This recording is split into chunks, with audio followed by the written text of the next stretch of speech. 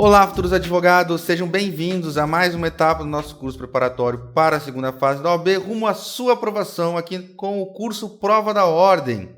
Professor Lucas Ávila aqui mais uma vez com vocês. E na aula de hoje nós vamos falar sobre a consignação em pagamento, uma ação que se cair na prova de vocês, pessoal, vai ser mamão com açúcar, vocês vão tirar de letra e se vocês se depararem com essa ação na prova de vocês, podem levantar as mãos para o céu e agradecer, que vai ser um grande presente, tá? Já caiu, pode ser que na sua prova caia novamente. Então, pega o seu papel, caneta, canetinhas coloridas, o seu amigo Vademé com seu copinho de água para manter o seu cérebro hidratado e venham comigo. Então, meus queridos, como já é de praxe, a primeira coisa que nós faremos é passar aqui sobre a definição do instituto objeto da aula de hoje. A consignação em pagamento, pessoal, ela se destina a consignar em juízo quantia, pode ser tanto um valor quanto uma coisa, entregar alguma coisa, enfim, visando o reconhecimento por sentença e assim se livrando de todas as obrigações, né, do adimplemento da obrigação. Então, a consignação em pagamento, pessoal, é para aquele caso em que você, como devedor, o seu cliente, no caso, como devedor, tem a intenção de pagar, mas por algumas razões alheias à sua vontade, ele não consegue efetuar esse pagamento. Seja pela recusa do devedor, seja porque tu não encontra ele, seja porque tu não consegue, por alguma razão, perfectibilizar o adimplemento da obrigação. Algum obstáculo está impedindo, então tu tens que ir lá buscar em juízo a consignação, o reconhecimento de que você cumpriu com aquela obrigação. Tá bom? Mais na frente, na nossa aula, nós veremos essas hipóteses. Voltando. A ação de consignação em pagamento tem um rito próprio, pessoal, tá? Ela vai obedecer regras próprias que vocês vão encontrar onde? Lá no artigo 539 do CPC e também o fundamento legal da consignação em pagamento, tudo que envolve aí o adimplemento da obrigação, para fins de fundamentação da nossa consignação em pagamento, vocês podem encontrar no artigo 304 e do 334 a 345 do Código Civil. Então, já grife esses artigos, destaque eles no Código, para que você encontre com facilidade no dia da prova. E está aqui o nosso querido artigo 319, por quê? Porque a consignação em pagamento tem natureza de inicial, esqueletinho de inicial, como vocês já sabem. Tá bom? Vamos avançar, falar um pouquinho do cabimento e vamos embora, pessoal. Então, vamos passar rapidamente aqui, meus queridos, pelas hipóteses de cabimento da nossa consignação em pagamento. Todas as hipóteses estão lá no artigo 335 do Código Civil, não precisa nem memorizar. Basta prestar bastante atenção nessa conversa que a gente vai ter agora e no dia da prova tá com o seu código devidamente marcado e com as remissões feitas aí nos outros dispositivos relacionados à consignação, para que você não esqueça de consultá-los na hora da sua prova, tá bom? Então, vamos lá. Inciso primeiro, se o credor não puder ou sem justa causa recusar a receber o pagamento ou dar quitação na devida forma. Então, vamos supor que o credor não pode receber por alguma razão justificável. Então, tu tem essa possibilidade de lá entrar com consignação em pagamento para registrar, ser reconhecido por sentença o cumprimento da obrigação. Ou sem justa causa ele se recusar a receber. Por mais incrível que possa parecer, pessoal, há pessoas que se recusam a receber e se a única intenção dela, nesse caso, claro que às vezes é birra, né? Mas você vai ficar, o seu cliente, no caso, vai ficar à mercê dos efeitos da mora. Vai correr juro, multa e todas as outras penalidades previstas aí nessa relação jurídica que foi nessa negociação que vocês fizeram, né? Então, para evitar isso, tem a consignação em pagamento. Ou ele se recusa a te dar um recibo, enfim, a consignação em pagamento serve para isso. Inciso segundo, se o credor não for nem mandar receber a coisa no lugar, tempo e condições devidas. Então, tu vai lá, combina com o cara, com a pessoa, olha, no dia tal, no local Y, eu vou te entregar o carro. Chega lá, não estava lá o credor, nem mandou ninguém para receber. Nesse caso, também é cabível a consignação em pagamento para que tu não sofras, evidentemente, os efeitos da mora. Continuando.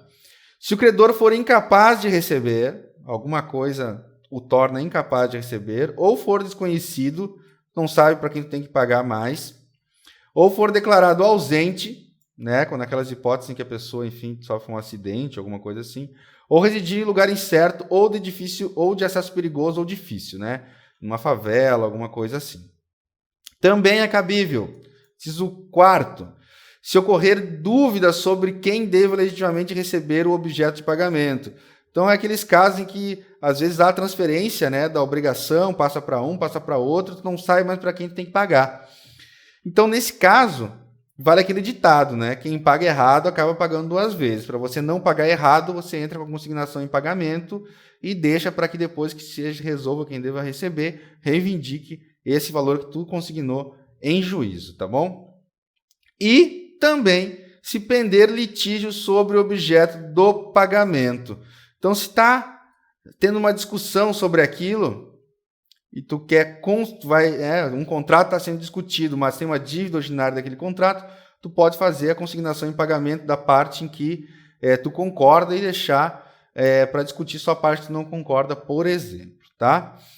O valor da causa será o valor a ser consignado. Então, na tua ação, se tu vai consignar o pagamento de 2.000, vai ser 2.000 o seu valor da causa. Certo, meus queridos? Vamos falar agora da competência. Quem que é competente? Para quem que a gente tem que ajuizar a nossa consignação em pagamento? Vamos lá. A consignação em pagamento, pessoal, tem que ser proposta no lugar do pagamento. É o que diz lá o artigo 337 do Código Civil e o 540 do CPC. Vai requerer consignar no lugar do pagamento e aí então vai cessar, né, a data do depósito, os juros e os riscos, salvo se a demanda for julgada improcedente, né, se for recusada a tua consignação em pagamento. A mesma coisa, espelhado praticamente, diz o Código Civil. A regra especial sobre isso, pessoal, é o nosso amigo, o artigo 101 do CDC, em que diz que a ação pode ser proposta no domicílio do autor, pessoal, tá? Na ação de responsabilidade civil do fornecedor de produtos. Então, se tem uma relação de consumo, vai se aplicar o nosso amigo 101, tá bom? Então, sobre a competência era isso que nós tínhamos para conversar. Vamos falar um pouquinho agora também sobre alguns pedidos característicos que devem estar presentes na nossa ação de consignação em pagamento. Vamos lá. Na consignação em pagamento, pessoal, a gente deve incluir pedir o deferimento do depósito da quantia ou da coisa devida, né, em obediência ao artigo 542, inciso 1 do CPC. Ainda deve pedir a citação do réu para comparecer em audiência e levantar o depósito para que seja efetivada a quitação ou oferecer resposta. Isso está lá no artigo 542, inciso 2, não tem como errar. A declaração da extinção da obrigação, porque está consignando o pagamento, quando for integral, é claro, e a condenação do réu nas custas e honorários advocatícios, lá do artigo 85, que vocês já conhecem, tá bom? Vamos avançar. Antes de entrar na nossa situação problema, pessoal, eu queria falar um pouquinho sobre o caráter dúplice, lá do artigo 545, parágrafo 1º do CPC, da consignação em pagamento. O que quer dizer esse caráter dúplice? Que se o réu alegar que o depósito foi realizado a menor, né, o réu contestar a ação e disser, não, olha, ele está consignando, mas é um valor inferior ao que ele realmente deve, o réu pode levantar a quantia depositada, liberando parcialmente o autor sobre esse valor que já foi pago e prosseguindo o processo em relação à parte controvertida. Então, isso significa, pessoal, que na hipótese de valor controverso, o autor da consignação em pagamento poderá ser condenado a pagar as diferenças, independentemente de nova ação ou reconvenção. Então, isso quer dizer que se ele tu pode ser condenado na tua própria ação a ter que pagar isso que está restante, independente de nova ação ou de reconvenção. O réu, na própria contestação, já pode trazer isso, e sendo evidenciado que realmente o pagamento foi feito a menor, já vai ter discutido esse valor que ficou restante, tá bom? E caso o réu não conteste a ação, o juiz vai declarar extinta a obrigação e condenará ele ao pagamento das custas e honorários, é o que diz o artigo 546, tá bom? Feitas essas considerações, vamos à nossa situação problema. Então vamos lá, me acompanhe na leitura, lembrando que eu vou destacar nomes, datas, números, termos jurídicos, fatos jurídicos e palavras-chave de modo geral que vão nos ajudar a fazer a busca no código. Vamos lá. Mário Henrique celebra um contrato de compra e venda. Então, no contrato de compra e venda, que eu posso procurar por títulos, por obrigação, posso procurar em contratos, posso procurar em compra e venda no nosso índice, tendo por objeto uma máquina de cortar grama, ficando ajustado o preço de R$1.000 e definido o foro da comarca da capital do Rio de Janeiro para dirimir quaisquer conflitos. Ficou acordado ainda que o cheque número tal, da agência tal, do banco tal, emitido por Mário para o pagamento da dívida, seria pós-datado a ser depositado em 30 dias. Ocorre, porém, que nesse meio tempo, Mário ficou desempregado. Decorrido o prazo convencionado, Henrique efetuou a apresentação do cheque, que foi devolvido por insuficiência de fundos. Mesmo após representá-lo, o cheque não foi compensado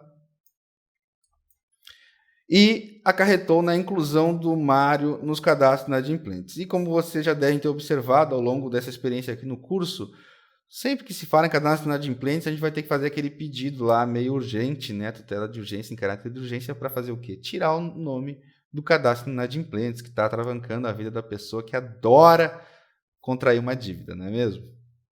Vamos lá. Passados 10 meses, Mário conseguiu um novo emprego e, diante da inércia de Henrique, que permanece de posse do cheque em cobrar a dívida, ou seja, o Henrique não está mais cobrando a dívida, está lá paradão, sumiu, procurou a fim de quitar o débito. Entretanto, o Henrique havia se mudado e Mário não conseguiu informações. Olha aquela hipótese lá de não saber onde é que ele está. Do seu paradeiro, o que inviabilizou o contato pela via postal ou qualquer forma de contato, né, pessoal? Mário, querendo saldar a dívida e restabelecer seu crédito perante as instituições financeiras, então esse aqui é o interesse dele, né? Saldar a dívida e tirar o seu nome dos órgãos de proteção ao crédito, procura um advogado para que sejam adotadas as providências cabíveis.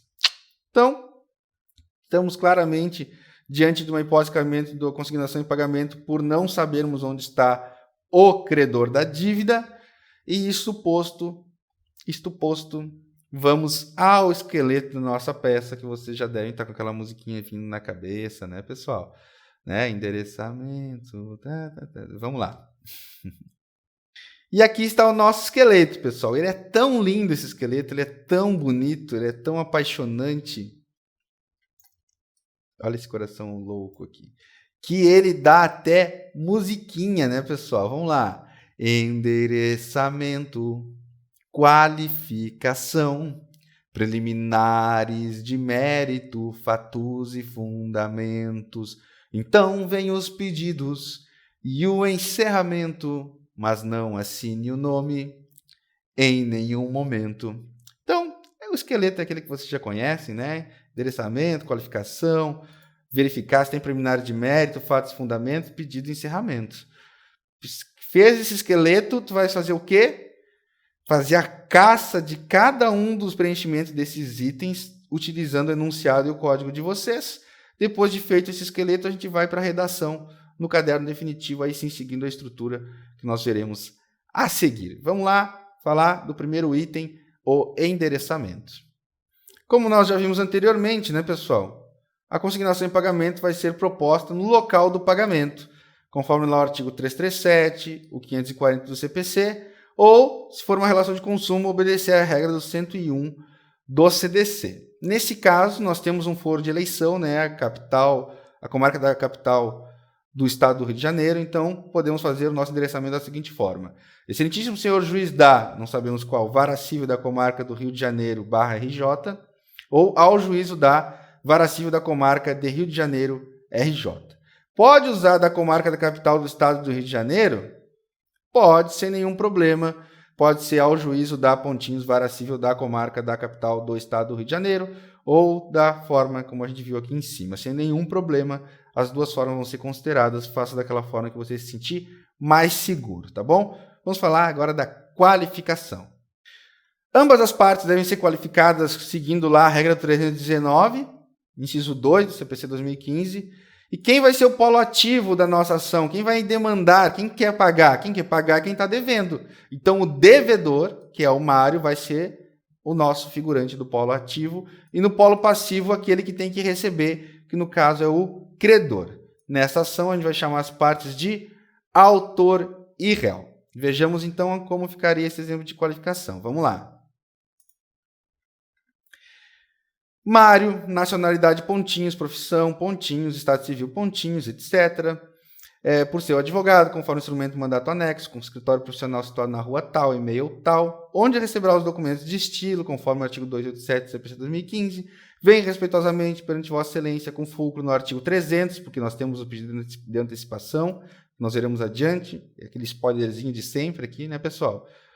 O artigo 539 e 319 do CPC 2015 e o artigo 304, 334A, 345 do Código Civil. Tá tudo aí, não tem erro, não deixamos passar nada.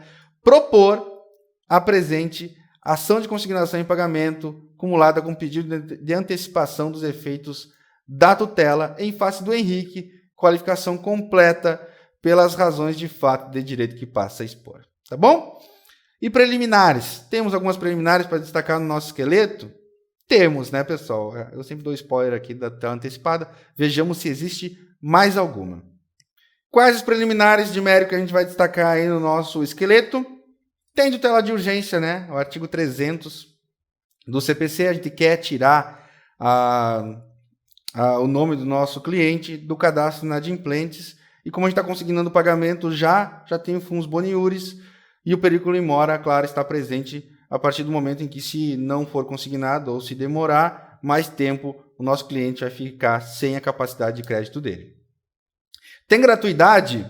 Eu coloquei que não. Poderia ter? Poderia. É opcional, nesse caso, colocar gratuidade. Eu entendo que não precisa, então não vou construir. Se tiver com dúvida, pode colocar, né? Ele está consignando o pagamento. Eu já entendo que ele tem um emprego, que ele tem condições agora, mas se tu quisesse construir o título de gratuidade, pessoal, isso não necessariamente iria acarretar desconto no ponto, tá? Ali tu viu que ele ficou um tempo desempregado. Professor, mas eu vi que ele ficou desempregado, conseguiu um emprego há pouco. Eu entendo que isso não tem problema. Se quiser fazer, faz. Na aula de hoje eu optei por não fazer. Não foi o que foi cobrado na prova da OAB quando caiu essa situação problema, tá bom? Tem prioridade de tramitação? Não tem nada falando da idade aqui do nosso cliente, então não. Vamos então ao exemplo da construção dos fatos, que é o próximo item do nosso esqueleto aqui. É claro que no esqueleto vocês não vão fazer um esboço dos fatos, né? Os fatos vocês façam na hora lá, mas se quiserem destacar alguma coisa importante aí na hora do esqueleto, que vocês não podem deixar de fora, façam essa anotação. Vamos lá. Então vamos passar rapidamente aqui pelos fatos, lembrando que a gente tem que fazer nos fatos uma síntese do enunciado, dentro do que for possível, não deixando de fora nada, nenhum fato que a gente for utilizar na fundamentação. Tá bom? Por isso que é importante fazer o esqueleto antes.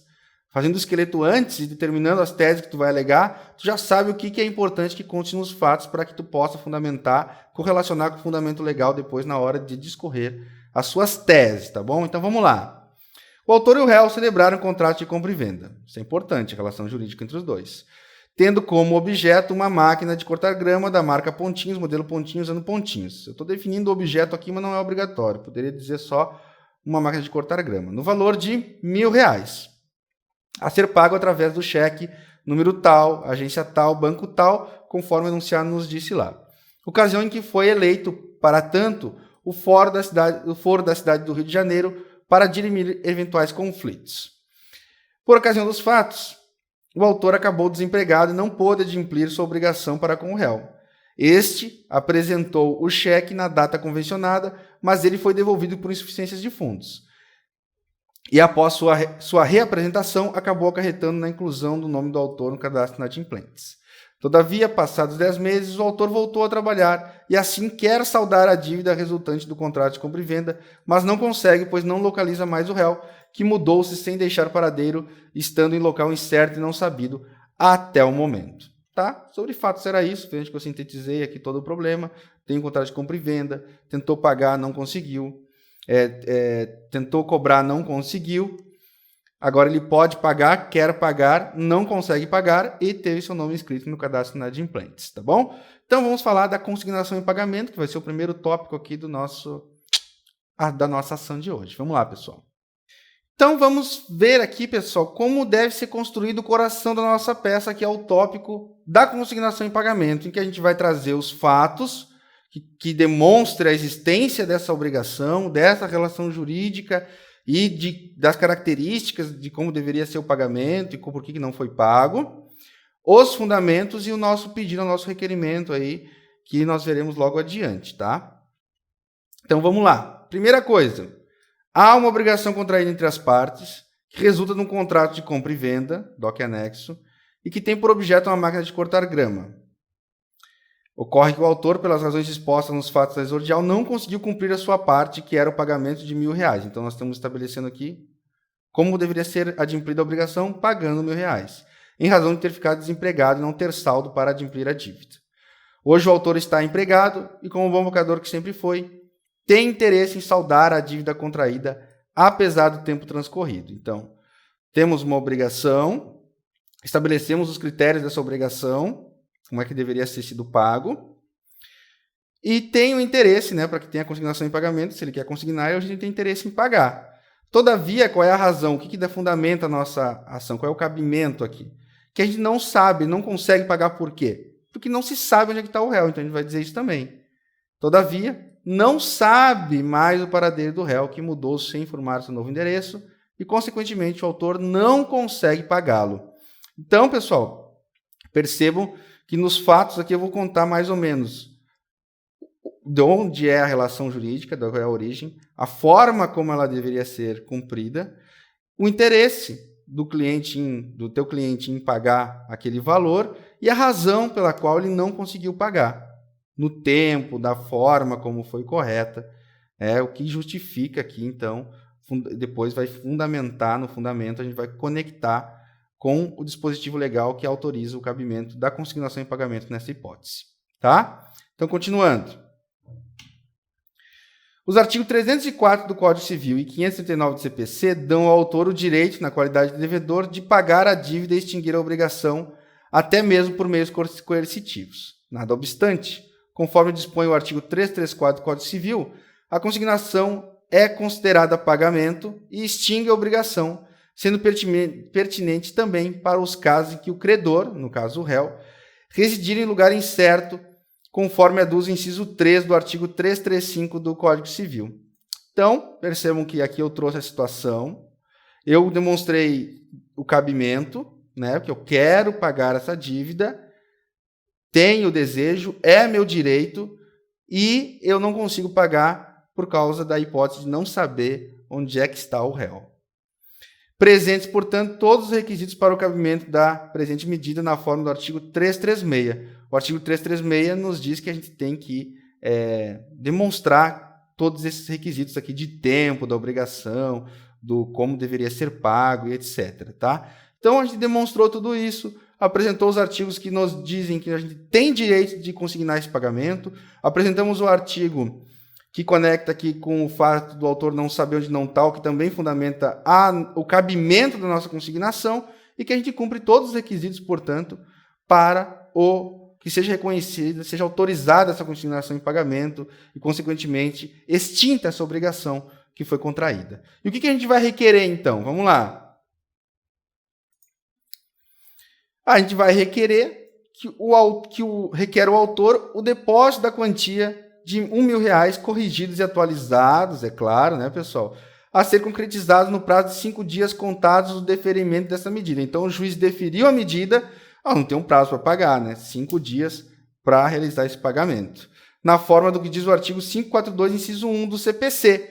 Então, esse artigo diz lá que a gente tem que, vai ser reconhecido, então, esse direito a se abrir o prazo de pagar em 5 dias, tá? E, consequentemente, eximir o autor, a partir disso, dos juros e dos riscos incidentes, conforme diz o artigo 540 do CPC 2015. Tá? E, consequentemente, pessoal, que seja declarada extinta a obrigação na forma do artigo 546 do CPC 2015. Então, isso tudo é que nós devemos alegar na nossa consignação. Bastante simples, né, pessoal? Tendo os artigos em mãos, né? Literalmente em mãos, porque tu vai estar ali com o seu vademecum, fica muito fácil de discorrer aqui sobre a nossa consignação em pagamento. Agora vamos avançar e ver o outro pedido que nos restou, que é a tutela de urgência. Vamos lá, então. Então vejamos como ficará a construção do nosso tópico do pedido da tutela de urgência. nesse caso, para tirar o nome do nosso cliente do cadastro inadimplentes. Vamos lá. Em razão do não pagamento da dívida em questão, o autor teve seu nome incluso no cadastro inadimplentes. Fato. Isso é o que ensejou a inscrição dele no cadastro inadimplentes. E agora os fundamentos. Conforme determina o artigo 300 do CPC, a tutela de urgência deve ser concedida quando houver elementos que evidenciem probabilidade do direito, fumaça do bom direito, fumaça ou fumus boniuris, e o perigo de dano. Perigo de dano, que é o perigo in mora, perigo de dano é verificado a partir do momento em que, se demorar essa consignação, mais tempo ele vai ficar com essa capacidade de crédito restrita, né? Ou ainda, quando houver risco ao resultado útil do processo. Exatamente como ocorre neste caso.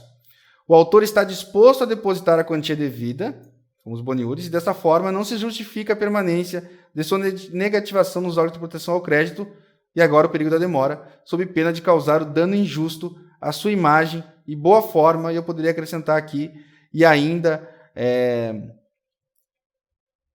a sua permanência de restrição de crédito. Certo? Então, no pedido a gente vai fazer o quê? Dessa forma, uma vez que presentes os requisitos da fumaça do bom direito e do perigo da demora, requer seja concedida a tutela de urgência liminarmente. Por que liminarmente, pessoal? Se liminarmente é sem ouvir o réu. A gente não sabe onde é que está o réu, né? Essa é a razão da gente estar fazendo a consignação de pagamento. Então, nesse caso, a gente vai pedir que seja liminarmente, sem ouvir o réu, certo? E determine o cancelamento, a negativação do nome do autor dos órgãos de proteção ao crédito. Certo, pessoal? Isto posto, meus queridos, vamos avançar aos pedidos da nossa ação de consignação em pagamento. Nós já falamos sobre os pedidos essenciais da consignação em pagamento lá no início da nossa aula. Porém, agora nós vamos falar sobre todos os pedidos pertinentes ao caso concreto em análise na aula de hoje. Esses pedidos, portanto, deveriam ser brevemente elencados lá na hora da construção do esqueleto, para que depois, na hora da prova, você não esquecesse de nenhum. Então, por onde que a gente vai começar, pessoal? Sempre pela tutela de urgência, quando houver. Então, a gente vai pedir o quê? Que seja concedida a tutela de urgência de natureza antecipada, a fim de retirar o nome do autor dos órgãos de proteção ao crédito, ou do cadastro inadimplentes. Tudo daria no mesmo, tá? Que seja autorizado o depósito judicial da quantia de R$1.000 a ser concretizado no prazo de 5 dias, conforme diz lá o artigo 542, acrescidos de juros e correção monetária em favor do réu. Que seja declarada, consequentemente, extinta a obrigação em razão da quitação, liberando o autor do vínculo obrigacional da dívida, que a partir de então não mais existirá, e a confirmação definitiva dos efeitos da tutela de urgência. Tem tutela de urgência, pedimos a confirmação daqueles efeitos, certo? A citação do réu por edital, tá? Por que por edital? Porque não sabemos onde ele está, pessoal, tá? Aqui é uma questão lógica, a mesma coisa da liminar lá, que seja citado de forma, que seja concedida a tutela de forma liminar, porque a gente não sabe onde é que está o réu. A mesma coisa que serve para a citação. Não sabemos onde ele está, a gente vai fazer o quê? Pedir por edital para levantar o depósito ou oferecer resposta, que se manifeste, né? E, por fim, que condene o réu ao pagamento das custas e honorários advocatícios na forma lá do artigo 85 do CPC 2015, que vocês já conhecem. Como nós estamos falando de direitos disponíveis, pessoal, no encerramento a gente vai ter aquele item especial lá da audiência de conciliação. Não caiu no exame de ordem ainda, mas pode cair e nós não vamos deixar escapar. Me acompanhe. Então, o primeiro tópico do nosso fechamento, audiência de conciliação. A gente vai dizer, é um direito disponível, a gente quer pagar, e se a gente quer pagar, a gente é tão bonzinho que quer pagar, a gente é tão bonzinho que quer audiência também, né, pessoal? Então, a gente vai fazer assim. Declara ter interesse na designação da audiência de conciliação, consultação do réu por edital, conforme a gente já tinha pedido lá nos pedidos, para que se manifeste em atenção ao artigo 334 do CPC 2015. Fim. Protesto pelas provas, aquele genérico, protesta-se por provar o alegado por todos os meios de prova de direito admitidos. Se quiser fazer aquele parágrafo grandão, em especial pela prova testemunhal, documental, pericial, todas que tu quiseres, pode fazer dessa forma também. Valor da causa, conforme nós falamos no início da aula, o valor da causa é o valor que a gente quer consignar. Então, no caso, R$1.000, Termos em que pede deferimento, local e data, advogado OAB, não assinar neste momento, né, pessoal? Enfim, a consignação em pagamento é isso. Não tem mistério. Se cair na prova de você, será um grande presente. Tenho certeza que vocês vão se dar muito bem depois dessa nossa aula de hoje. Tá bom, meus queridos? Se ficou alguma dúvida, manda um e-mail para a gente. Eu estou aqui à disposição, adoro entrar em contato com vocês. @Prof. Lucas Ávila nas redes sociais. Um grande abraço, bons estudos e até a próxima aula.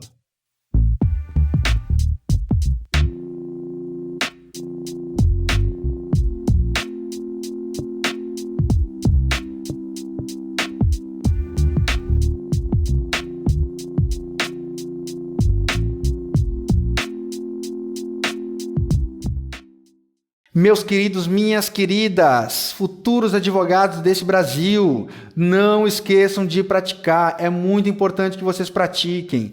Praticar é um dos pilares da aprovação e espero que vocês tenham já internalizado esse recado, porque esse é um dos pilares aqui do curso Prova da Ordem. Nós precisamos, nós dependemos, nós rogamos pelo compromisso de você praticar a resolução da prova e das questões discursivas, da construção do esqueleto, do desenvolvimento das teses, porque somente assim você vai alcançar articulação para não ter dúvida e não travar na hora da aula, da hora da prova, tá bom? Um grande abraço, contem sempre comigo.